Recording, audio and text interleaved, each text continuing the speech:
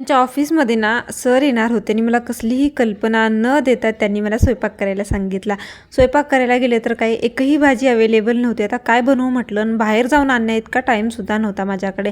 म्हणून मी काय केलं, चला म्हटलं मस्त असं काहीतरी बनवूयात. तर पहिल्यांदा शेंगदाणे टाकले, खोबरं टाकलं, धने जिरे टाकून छान असं भाजून घेतलं. त्याच्यानंतर ते आपल्याला मिक्सरच्या भांड्यात टाकायचं आहे. वरून आपल्याला लसूण अद्रक टाकून घ्यायची आणि एक मिरची हिरवी टाकलेली आहे ते आपल्याला मिक्सरला फिरवून घ्यायचं आहे. तर इथे मिक्सरला फिरवली आहे तोपर्यंत आपण इकडे तर बेसन पीठ मळून घ्यायचं आहे. तर पहिल्यांदा इथे बेसन घेतलं, त्याच्यामध्ये तेल टाकलं, चवीप्रमाणे मीठ टाकलं आणि थोडं थोडं पाणी टाकून अशा प्रकारे गोळा तयार करून घेतलेला आहे.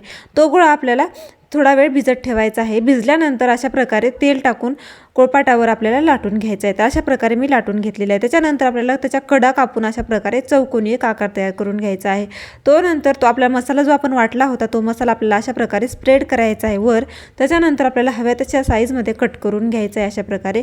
त्याच्यानंतर आपण जी खांडवी असते ना, त्या खांडवी असं करतो ना आपण, तशा प्रकारे असं गोल करून घ्यायचं आहे. अशाच प्रकारे जे राहिलेलं आहे ते सुद्धा आपल्याला असा शेप देऊन घ्यायचा आहे.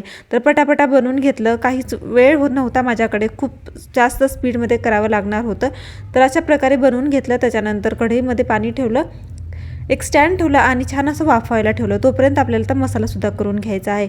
आमच्याकडे वड्या म्हणतात, कोणी मासळी वड्यासुद्धा म्हणतात. त्याच्यानंतर दुसऱ्या गॅसवर कढई ठेवली, त्याच्यामध्ये तेल टाकलं, 2 ते 3 लसणाच्या पाकळ्या, त्याच्यानंतर जिरे मोहरी टाकून परतून घेतलं. त्याच्यानंतर एक कांदासुद्धा आपल्याला टाकून घ्यायचा आहे.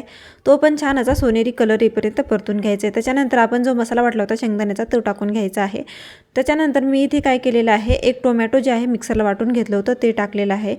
आपल्याला हवे तसे मसाले टाकून घ्यायचे जे अवेलेबल आहेत ते, आणि मग पाणी टाकून घ्यायचं. तुम्हाला जेवढा रस्सा पाहिजे त्याच्यानुसार तुम्ही कमी जास्त पाणी करू शकता. चवीप्रमाणे मीठ टाकायचं. मस्त अशा मासळी वड्या टाकून घ्यायच्या आहेत. कोथिंबीर टाकून आपली ही रेसिपी पाहू शकता रेडी झालेली आहे. आणि अशाच प्रकारे मी टिफिनला दिलं होतं. याच्याचसोबत ना मी गार्लिकच्या पराठासुद्धा केलेला होता. तर इतका मस्त पराठा झाला होता आणि ही भाजीसुद्धा खूप टेस्टी झाली होती. त्यांना खूप आवडली. तुम्हीसुद्धा जर घरी काय अवेलेबल नसेल भाजीसाठी, तर हे नक्की ट्राय करा. आणि व्हिडिओ आवडला असेल तर लाईक, शेअर आणि सबस्क्राईब करायला विसरू नका.